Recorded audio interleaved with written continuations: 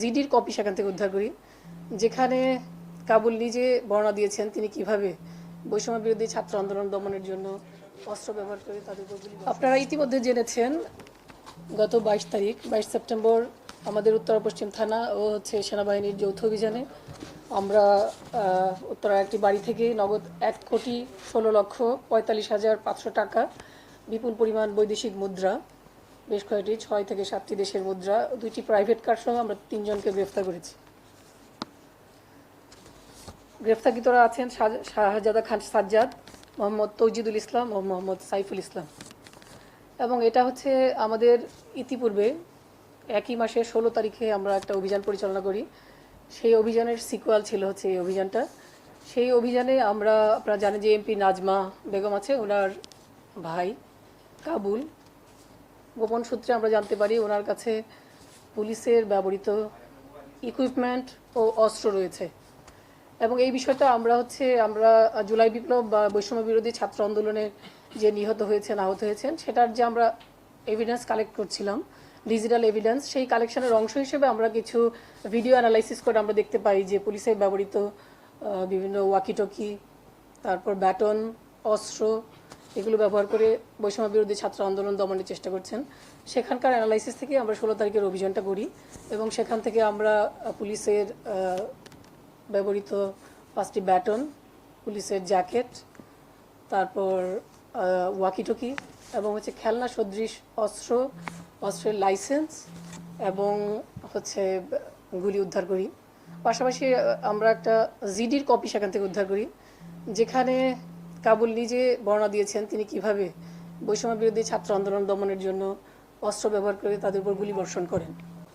সেখানকার যে আমাদের আটককৃত ব্যক্তি, তার কাছ থেকে আমরা খবর পাই যে এই যে কাবুল যার ছত্রছায়ায় কাজ করতেন, তার এক ধরনের মাস্টার মাইন্ড যাকে বলা যায়, সেই 18 আসনের সাবেক এমপি হাবিব হাসান, তার বাসার কথা আমরা জানতে পারি এবং তার ছেলের শ্বশুরের বাসায় আমরা একটা রেড দিই।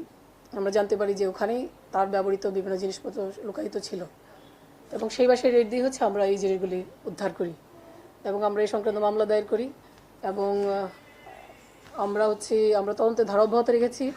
আমাদের আশা যে আমরা খুব শীঘ্রই এ সংক্রান্ত আরও আসামিকে আমরা অ্যারেস্ট করতে পারবো এবং এ ধরনের ইকুইপমেন্ট যেগুলো ব্যবহার করে তারা পুলিশের বেশে বৈষম্য বিরোধী ছাত্র আন্দোলনকারী যারা তাদেরকে দমন করার চেষ্টা করেছে সেগুলো উদ্ধার করতে পারবো। ধন্যবাদ সবাইকে।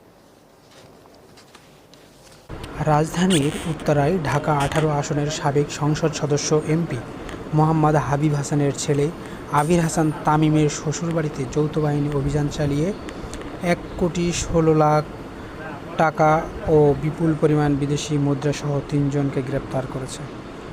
গ্রেপ্তারকৃতরা হলেন শাহজাদা খান সাজ্জাদ, তৌজিদুল ইসলাম, সাইফুল ইসলাম। ওই বাড়িতে গোপন সংবাদের ভিত্তিতে অভিযান চালায় সেনাবাহিনী ও পুলিশের একটি বিশেষ টিম।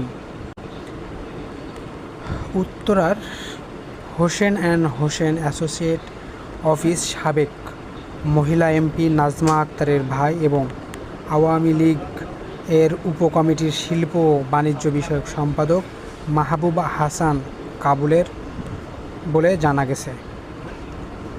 একটি সূত্রে জানা যায় ওই অফিসে অস্ত্রসহ গোলাবারুদ আছে। এমন তথ্যের ভিত্তিতে যৌথ বাহিনী অভিযান চালিয়ে সেখান থেকে একটি পিস্তল, একটি ম্যাগাজিন, 9 রাউন্ড গুলি, 2টি ওয়াকিটকি উদ্ধার করেছে। এ সময় মাহবুব হাসান কাবুলের স্ত্রী রোকিয়া আক্তারকে গ্রেপ্তার করে পুলিশ।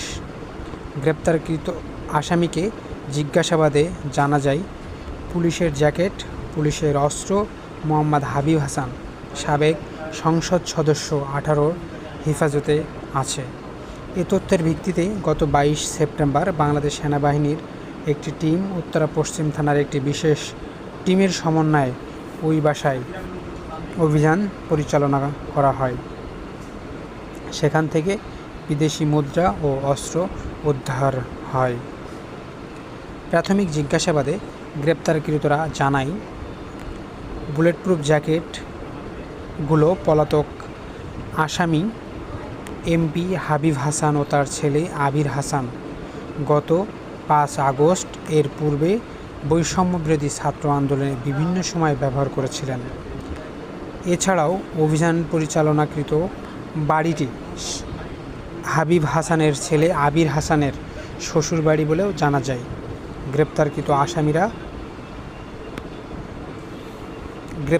আসামিরা আরও জানায়, জব্দকৃত টাকা, বৈদেশিক মুদ্রা ও